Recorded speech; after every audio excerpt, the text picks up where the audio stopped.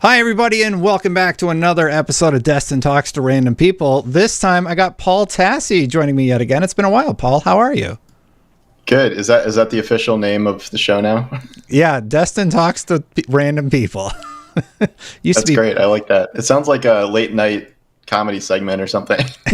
Talking to this guy on the streets. Today, you and I are going to talk all about live service games, games as a service, because Suicide Squad came out recently with a bunch of previews, or the previews of Suicide Squad came out is how I should say it. And they're sort of all over the place. There's my preview, which a lot of people are reading as super negative, even though I say I'm still hopeful. I think this is going to play better when you play it at your house. And then there was this alpha NDA. The headline says, I didn't like it. That's fair, and I didn't, but I am hopeful that the full game is better. Okay. What's your read on the whole Suicide Squad situation? Did PR kind of shoot themselves in the foot with this bizarre NDA situation? I wrote a whole thing about how the marketing on this game has been so screwed up from the beginning. Like, you'll recall the initial big state of play reveal had such a negative reaction because that wasn't packaged correctly. And then the game got delayed 9 months. So that's how we started. And then all this recent stuff, it was a very weird situation to see where they had this closed alpha. Again, don't know why that couldn't have been an open alpha or beta, especially 2 months away from release. And what I was hearing behind the scenes was that there was a lot of positivity around it, probably more so that than negativity. And a lot of people were becoming converts despite a lot of initial skepticism. And then these official previews dropped from you guys and the YouTubers and stuff. And there were just much less of them. And as you have explained, you guys got way less time to actually play the game. And there was a bunch of tech problems and whatever. And you can go into that. But it felt like the closed alpha people would have had, even if they're not professionals, would have had a better full sense of what was going on there, as opposed to you guys who kind of got into this mangled thing that probably shouldn't have even existed in the first place for a live service long-term game. I don't know what that was supposed to demonstrate in the first place. Let's go way back to when Destiny 2 was about to launch and what the preview event for that was like. We went to Bungie. IGN paid for all my expenses because it was a review event and I was the reviewer, so they just wanted to make sure that was separate. And we played for 3 days. They gave us a station. They said, this is your station. You can play as long as you want. Knock yourself out. I really came away positive from that event, and I really enjoyed my time. I think the whole first day was the first half of the campaign. Second day was campaign and open world, grinding past that. We did a multiplayer session where we did multiplayer. And again, there were these events where you could just go and enjoy the game. Rocksteady and WB have never had a game like Destiny, and as much as they don't want to say it, it's a live service game. You can't demo it in a few hours. One gun has a page of stats on it that you're supposed to marry with another gun. And that's a big part of my frustration because I know the looter shooter genre, right? I played Marvel's Avengers until I got burnt out. I played way too much Anthem. I did a Destiny show for several years, and there's things I don't like about Destiny. But you come into this preview event and they're like, okay, we're going to start you with one character early on in the game.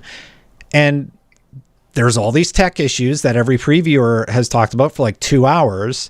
And then finally you get to play with that first character for a little bit. And then they're like, okay, time to switch characters. By the way, all the time that you built up learning muscle memory with the first one, that's all gone because they all control a little differently. They all traverse the world differently. Harley has a grapple swing. King Shark kind of jumps and dashes forward, as you can see. And all of that had then to get crammed into a 2-hour time session. And that's with periods of time where you have to stop because they got to load the next thing or the thing that they want you to demo. And it was very jerky. The event itself was very jerky, and not a lot of people seem to care about that. My takeaway is still, I'm really worried about this game. The open world, it's just You're trying to get to your destination, waiting for your teammates to catch up. And I didn't mean to make this the Suicide Squad rant, but I've been a little salty about the whole thing. I think we should majority focus on Suicide Squad given the context. Totally.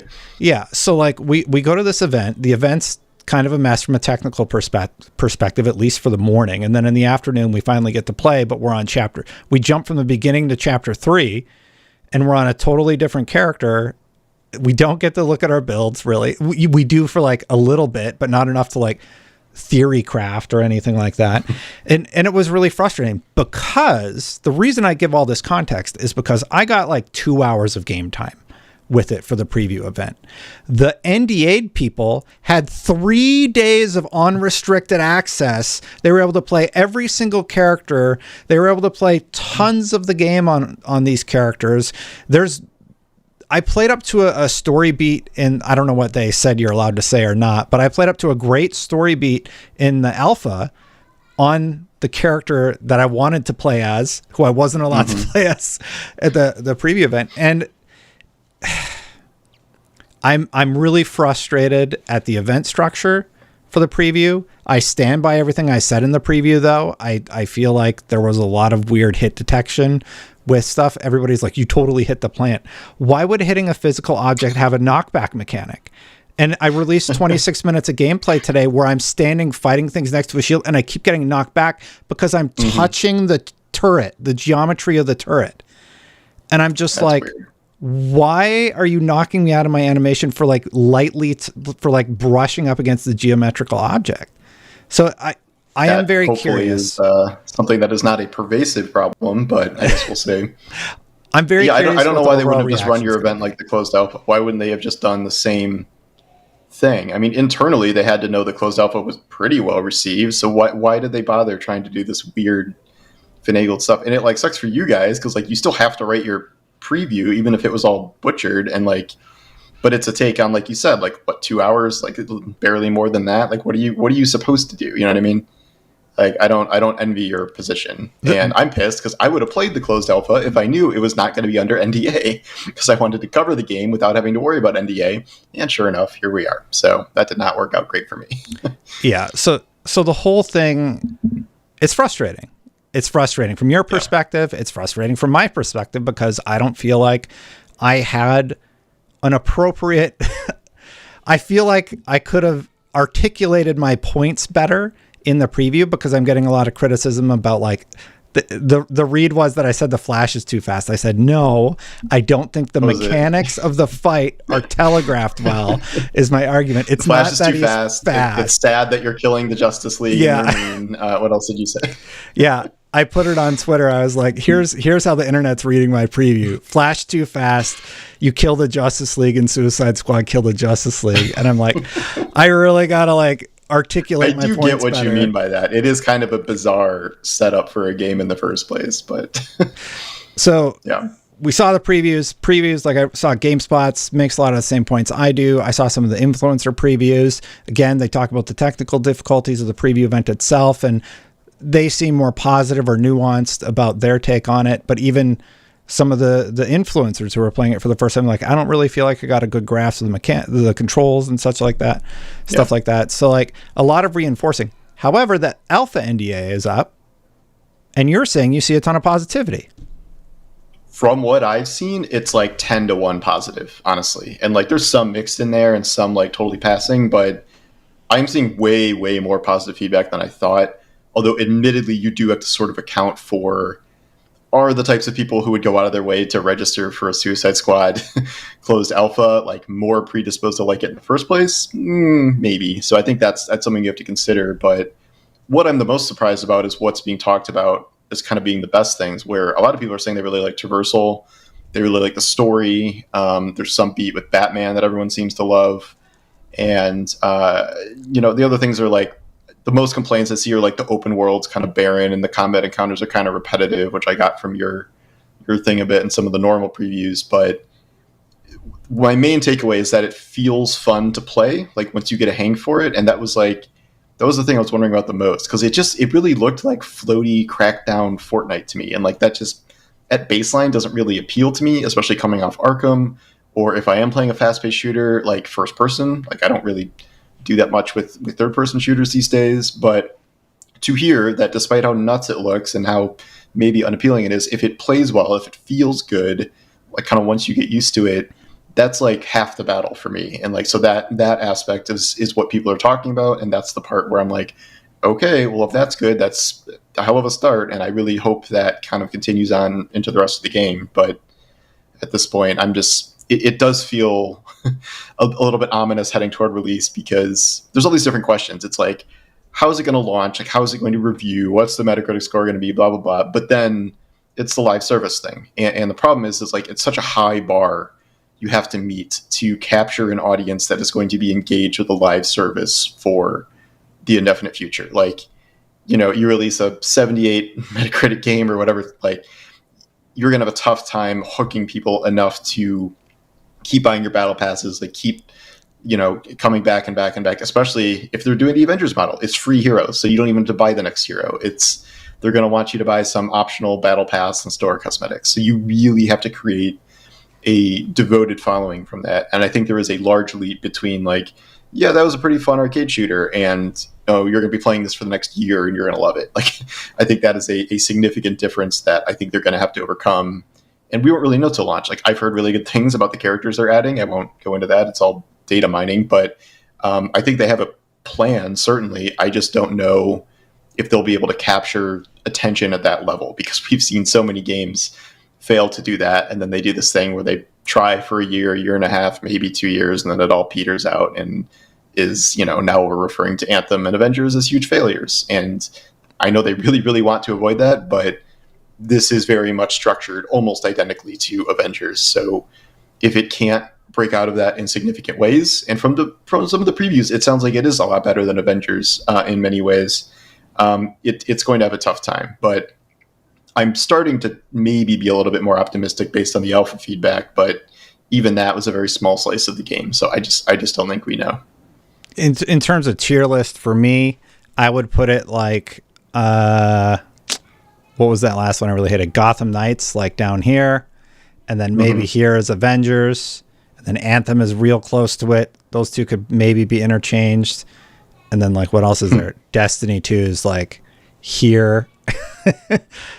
So yeah, I don't know what I left off there. And so like this game, Suicide Squad, I'd say it's better than the first few that I mentioned. So it's somewhere in between an Anthem and a Destiny, right? Like it's not a Destiny. It's far from a based Destiny on 2 hours in terms of structure. Well, and also the early access stuff. That's where I'm at right now with it. Cautious, very cautious. I am going to play the full game because I feel like the alpha is how the entire thing should have been handled. Are you the reviewer or no? No. You can't. If you preview something, typically you don't review it because sometimes they give you cookies or something at the event, and that might influence your opinion. No, it's about separating any sort of PR from the reviewer, right? Yeah, that's smart. I respect that a lot. Mm-hmm. What do you think the future of live service is? It kind of depends. Is there one? There's kind of multiple camps of live service where I think it's a little bit of a loose definition to call games like Apex Legends or Fortnite or, you know, Warzone is the same type of live service that we talk about when we, you know, get into the bigger PvE ones like Destiny and Anthem and Avengers and now this. And everyone forgets that Redfall was absolutely supposed to be a live service game with ongoing content and more characters they actually did sell already. Like those were sold, so they kind of have to make them. But that was very much organized the same way and shares a lot in common with Suicide Squad in terms of structure, storyline with 4 co-op characters and an open world, the promise of more being added. But it's, you know, we've seen so many of these fail, and even when they, you know, succeed, they fail. You would think if these games lasted for a year or two, they could be considered a success, except that's not really what's happening, because when you make a game like this, you have a year at least of content planned, and you sort of have to release that to see if things pick up steam. Sometimes if you're lucky and you're a bigger game, you get something like a big expansion at the end of that can really potentially turn things around. Anthem didn't really get like a full thing like that. Avengers sort of had one with the Wakanda content, but it wasn't enough. Destiny is the one example where things really, really turned around when the Taken King hit, and in Destiny 2 when Forsaken hit. It was a similar concept there. And then you can even go back to Diablo 3 with Reaper of Souls. Like that's when it really kicked into gear, even though it's maybe not as live service as the others. The problem in why these games keep failing or almost failing is kind of on both sides, because on the developer side, it is extremely hard to build this kind of content at this pace. Like, it's not just that you're making some giant AAA Rocksteady game, that took you 7-8 years, whatever it is to make. It's that you have to build that game and then you have to keep building it forever. Like, there's no, if you have a successful live service game, there's really no, window of support that you're just planning to drop it. If it keeps succeeding, you will keep building it. And you will at least work for another year or two after launch to try to make it succeed no matter what.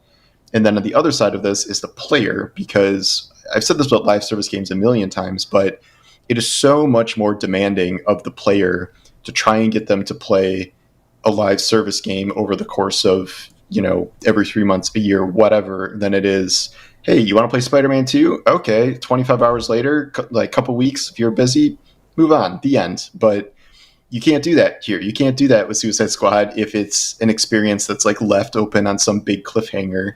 And then it's like, oh no, you got to come back in 3 months for this character. And then this storyline's going to, update. And, we've been doing this with Destiny for forever, but there's obviously some frustrations with that and the longevity of that. And most people are not willing to commit to more than one, maybe two of these games. So you really, really got to be putting something out that is like a hook. And I just don't know. I don't know if Suicide Squad is that. I get the inclination that even with this recent alpha positivity, I would be amazed if it was some long-term live service success, but it will obviously take some time to fully know that. Some of the stuff that they're already planning to change, they're like, oh, we're going to take away the always online requirement, but that's not going to happen until later in 2024 after launch. And we're doing free post-launch support. Like, they're already like changing stuff that they had solidified. And when you're announcing those things, that brings a lot of concern to my mind.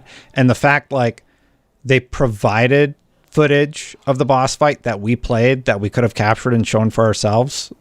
Why? Like, why? No, I didn't think about that. I saw one of the previews that I watched. I watched a ton of the content because it's really divisive. There's like my preview that's super negative. There's the alpha people who are a little bit more positive. So I'm just trying to like hear what the community is saying and watch. The alpha people didn't get to play like an actual boss fight. I've heard, at least, like the flash fight is not in their alpha and all that. So yeah, but it's weird. And then everyone kind of noted that Rocksteady is not the most amazing at boss fights outside of like a select few, like Mr. Freeze or something. But yeah, it's really strange to me that everybody was at this preview event. Granted, I would have used provided footage because my boss fight footage was probably a disaster, but they didn't let anybody capture that. But they gave it to us still to talk about it. So that's indicative. This is concerning because the other big live service problem that, again, Anthem and Avengers ran into is the fact that they had to fix all of this stuff that was wrong with the base game for 6 months, a year. And like, Cyberpunk's not live service, but it took them 2.5 years to really fix that game. If you launch and you still have all of this post-launch fixing to do and rebalancing and quality of life stuff that everyone hates and you have to change, like, that's going to take months and months and months, and it's going to throw off your release calendar. I remember Marvel's Avengers was like, oh yeah, we're going to have, we're launching, and then a month later it's Kate Bishop, and then a month later it's Hawkeye, a month later it's Black Panther. Like, yeah. They had this crazy cadence, and they were lucky if they got like 1.5 heroes out a year. Anthem came out with a literal roadmap for its first month post-launch. It missed everything. It didn't hit any of the dates for any part of content, maybe one. And all of this is just due to there was still too much to fix at launch. And like, granted, this is how modern games are, and a lot of games launch buggy and there's stuff to fix. But with a live service game, when you have a release calendar starting, you really kind of have to hit the ground running. And I think Diablo 4 actually did this pretty well, where they waited like a month after launch to launch the first season, and then so that was enough time to fix some things, and it didn't launch like super broken. And then they started it, and like they've still been updating it, but they've kept their seasonal cadence. They haven't missed any deadlines. They're not going to miss their next one in like 2 weeks or whenever the new season is. So it can work out, but Diablo seasons are also, I would say, lighter on content than a lot of these other live service seasons. But if they have to spend a lot of time just fixing what's wrong with the base game, either on the gameplay side or the technical problems, that's bad. That's not going to help them at all. Well, I think the consensus for the Diablo community, or at least the super hardcore, is that a lot of those people just went to Path of Exile 1, which has something like 18,000 concurrents. And if you go look at Twitch, people watching or talking about Diablo 4, it's like 100 people. I'm not saying really Diablo 4 is like currently successful. I'm just saying that they hit their timing targets. Oh, yes. In terms of releasing content. But they had that big kerfluffle for their most important one. The first one, I would argue, is the most important one to get right. And they panicked because of the balance of characters. And they just kind of nerfed all the builds into the ground. Everybody got mad. I don't know. Then by season 2, people made a bigger deal out of that than they should have. But it was stupid. But like, it's one patch. I mean, whatever. But that buzz, those conversations, to me, really killed the hype for a lot of people. I think season 1 was pretty good. Like, you still had the problem of having all these hearts, though, and you're taking up your inventory space. So anyway, we could nerd out about Diablo, but I want to talk more. I want to talk more generally about the future of live service. Do you think games as a service and these live service type titles are on the way out? It's weird because like it's almost hard to figure out what type of titles are on the way in, because we say this like live service is going out. And like it's too hard to make a sustainable live service game. But then on the flip side, you have all the Sony conversation of like, is it sustainable to make Spider-Man 2 with a $300 million budget and a similar budget, no doubt, for a bunch of other AAA games that are coming? Or you have a game like Starfield with who knows how much that budget was. I don't know if that's official or not, supported by Game Pass alone at this point, and future games like that on the Xbox side. And so people are like, well, okay, well, we can't just do giant single-player games like that forever that cost so much. It's got to be more sustainable. So what's Sony doing? Trying to do live service stuff. And we've seen that going very poorly. So it feels like the only games that are really kind of figuring this out, I would say lean more heavily toward the PvP live service space than these PvE, sometimes /PvP games we're talking about. These are your ones that just kind of keep persisting no matter what, like not that they're always in the greatest states, but like Fortnite just had a huge resurgence, like almost out of nowhere. And that was kind of, the blueprint for a lot of these popular games now. And staples like Call of Duty have their ups and downs, but they're not going anywhere. And then you just get totally like random breakout hits that no one can really predict. And they're not really always trends you can chase, but they're these big games that kind of erupt out of nowhere. But if we start to see everyone just trying to do live service in the vein of Redfall, in the vein of Suicide Squad, taking these single player developers and either suggesting or forcing them to make a live service co-op multiplayer game with battle passes and seasons, it is almost always going to fail. And all of these examples we've mentioned, Anthem was BioWare, who did single player games that were very good, couldn't transition. Crystal Dynamics at Tomb Raider, and then couldn't transition to Avengers. Destiny at least had Bungie, which had years of experience with Halo multiplayer, not live PvE content, but they had some live experience. And even Arcane with Dishonored, and it didn't translate to Redfall. So how many failures in a row, either before people just give up on this idea, and then the Uncharted one didn't even come out before it failed. Like, you know what I mean? Like it's all the same thing happening over and over again, which is why it has been so easy to see that potentially happening with Rocksteady, moving from like really, really intensely detailed, really enjoyable single player Batman games to this wild arcadey co-op multiplayer live shooter. And like, it is very clear why everyone kind of viscerally reacted to that with horror.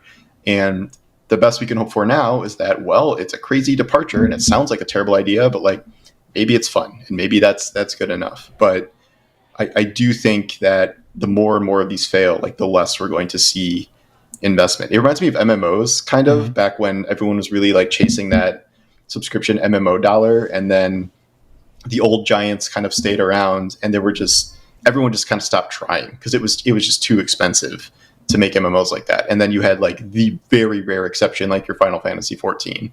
But all these companies that were like trying to make a WoW killer or whatever just failed or got outspent, and it went up in flames. And that is kind of what it feels like is happening now to a certain extent.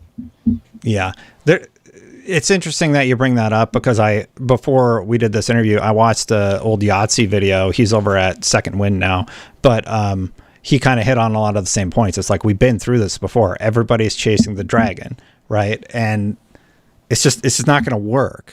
You can't just make the switch over to that. Separately, with all this context, how are you feeling about the future of Destiny 2 going into final shape? So I think you're bumping your, sorry, Paul, I think you're bumping your mic or something also. I don't know. I keep hearing like a tap. No, you're okay. Okay. Just letting you know. I don't feel amazing about it. Just knowing the specific problems with that game as it stands right now, with the revenue miss and the layoffs, it seems like a very terrible time to have a very extended, delayed season if you were trying to make some sort of revenue loss up. And then I just don't know if it's possible to sort of rebuild ultra hype for the final shape after this year. I think it will almost certainly be better than Lightfall. It will probably be in the top end of expansions, but even then, it's sort of like what is the measure of success there? And I don't know what the Bungie exec Sony expectations are, and it seems like it's hard to meet that. The other concern with Destiny is that even if that all goes well and players do return for that, it is very much meant to be a hard ending for a giant chunk of the game, essentially all of the game that's come before. If the Traveler saga is over, and we're moving on from that, that's like the last 10 years of Destiny. So it's an easy break point for people to be like, well, I saw it through to the end, I'm walking away, because all we know that's left now are these 3 episodes, which they have purposefully sold as disconnected stories that are not, you can play them in any order, which has been like kind of a seasonal complaint, but we'd have no idea where the series plans to go from here, only that they're not just like stopping it, because they literally can't. I understand why they're not doing that, because they just want everyone focused on the final shape, so they're not going to reveal like a bunch of new expansions, but I think things are going to get a lot worse before they get better, and that is if they can get better at all, given the current situation and how much this stuff costs to develop. I'm worried they won't be able to do it without more layoffs, and because if you keep losing revenue, keep losing faith from Sony, and they're asking for more cuts, there's going to be more layoffs, and more people lay it off means less content, and like it goes around and around. So that is very concerning to me. Yes, 40% miss. Like 45%. I thought it was wow. Yeah. Like how do you project like that, and how do you miss by that significant of amount? It's nuts, right? Yeah. And I think it was based on like Lightfall sales or something. Because Lightfall did sell really well, and then it was bad. There was something in there. I don't know, but it still wasn't good. Well, that's terrible. And Sony has had a ton of layoffs, just in general, right? Bungie said it's separate and it's not related to anything, but it is concerning. It is kind of, yeah. In terms of profitability, do you think we're sort of at a saturation point in terms of consumers? Eventually, like you said, we can't just play 5 of these. You get like 1 game, maybe 2, and those are the games that you play, and that's it. And I think people don't want to do that anymore.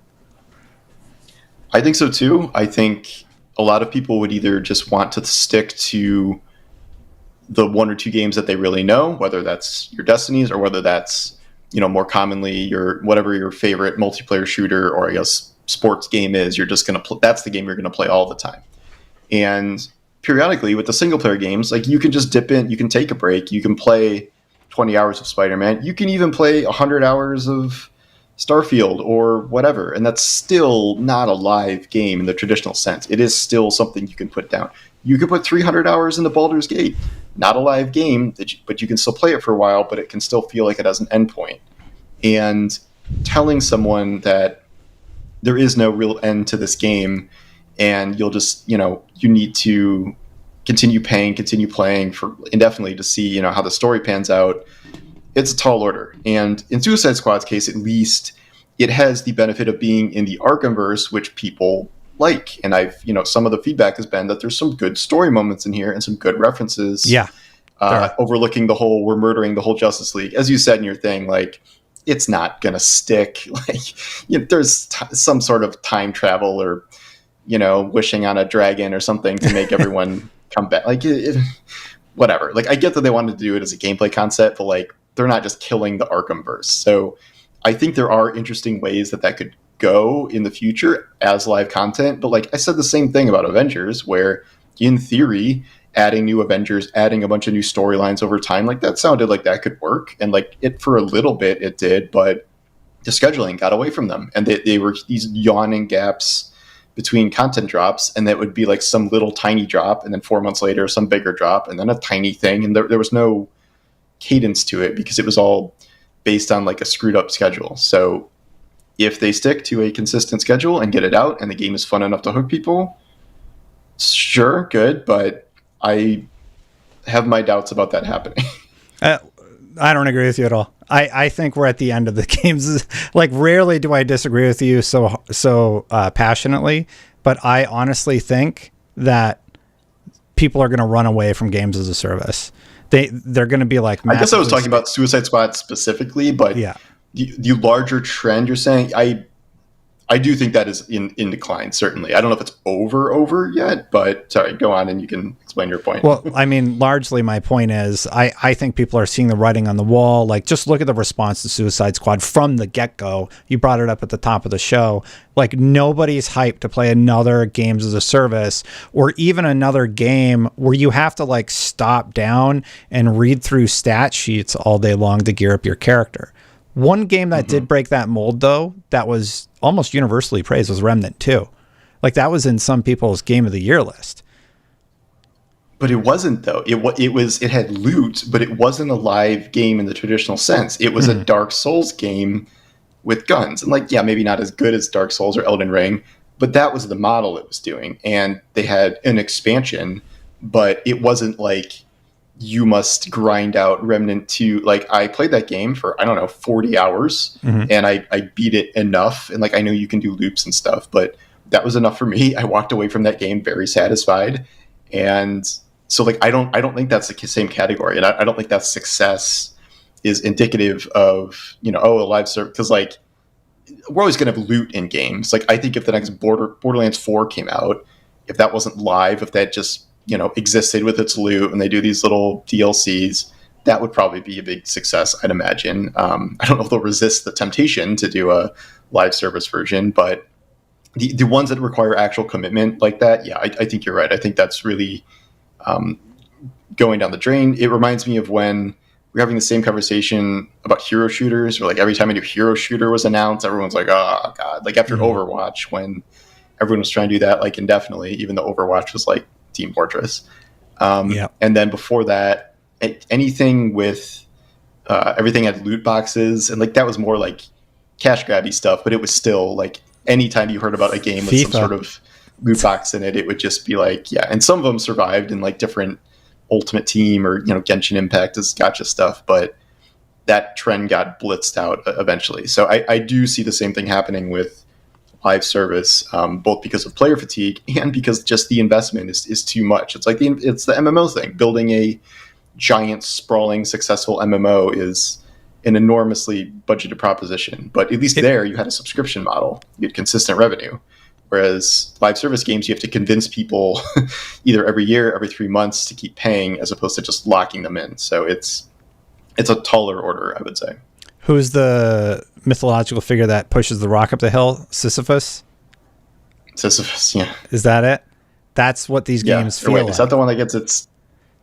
People know what I'm talking about. He has a rock. Insides eaten by crows or something. Oh, maybe. I don't know. Sisyphus. Sisyphus with the boulder? I'm pretty sure it is. Boulder mythology. I'm going to Google it. Or is it Prometheus who gets his liver eaten out? Okay.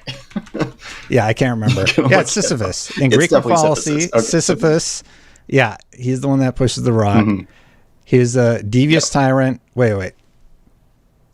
The gods forced him to roll an immense boulder up the hill, and then it would run them over. Yeah. So that's what these games feel like. It feels like you're constantly pushing the boulder up the hill, and then like you get nerfed, so all your powers go away. I don't know. Maybe it's a bad comparison. Point is, no, I bet it feels like that on the dev side too, where they do all this work and get the season out, and then everyone complains, and then then they have to do the next season. And it goes back down the hill. Yeah, then they have to do the next season, and there's a profit margin at play also because you have to remain profitable. So you have to keep stringing along the players with the story and the gameplay hooks, and I think I just got burnt out on Destiny. I told you the one where they go underwater. Like I would always sign on for the first mission and see what the thing is that you're going to have to do. And that season it was like fishing and doing slow motion underwater stuff. And I'm like, why am I doing this? I could be doing other things with my time. Sadly, the next season was very good, but I don't blame you for leaving during that one. Well, I still have like a year to play through it all, So just some weekend, I can just knock it all out. So. I can just knock it all out in a weekend. More or less. I mean, with all the stuff unlocked, you probably could. Yeah. Yeah. Do you see any signs of the industry hitting a saturation point in terms of just how many people it can market to? Do you still think there's a lot of growth left for the games industry? Because we're seeing tons of layoffs, like more than I've ever seen in the industry. And I have to wonder if there was an overcorrection during COVID, thinking we were going to have a big explosion in terms of new purchasers, for lack of a better term. And now all these companies are realizing like people had a year to like play video games, and they're very fatigued by the ones that aren't respecting their time. Yeah, because now they just don't have the same amount of time. And like I know a lot of people that picked up games, during the pandemic when they hadn't played games in years. Like I went out to dinner with someone last night who told me, he's like, I was talking about my job, and he's like, oh yeah, I'm not a big gamer anymore, but like during COVID, I played this game called Red Dead Redemption 2.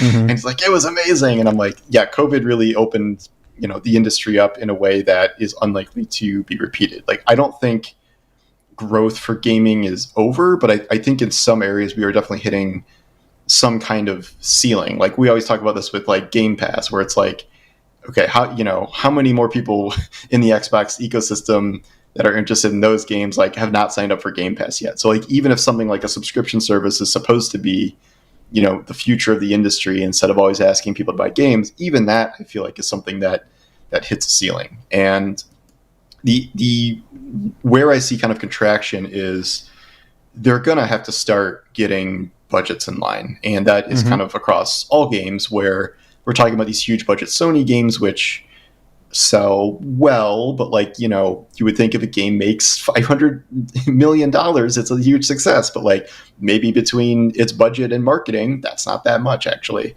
And then on the other side, the live games take a ton of money. Like we talk about Bungie's burn rate, and they're paying 1,000 employees some giant tech salary a month. Well, not some of them, it's a giant tech salary, but like spending a ton of money on employees alone every month. And then because the game is live, you need that constant revenue coming in. And when you don't have that, poof, huge layoffs. And that's just one case, but we are seeing that everywhere. And so I wouldn't say growth is like stopping, but it kind of has to be slowing given where we are. And I think gaming is going to remain a giant part of entertainment, if not the biggest part, but it's certainly going to have to change in a lot of ways, I think. Yeah, I agree. $300 million to make Miles Morales, that's a lot of money. And then it's just crazy. Like there is an ROI there, but at some point you have to, cash in for lack of a better term. I'm trying to think of like the games that make the most money, like relative to their size, are mobile games. I mean, almost certainly mobile games.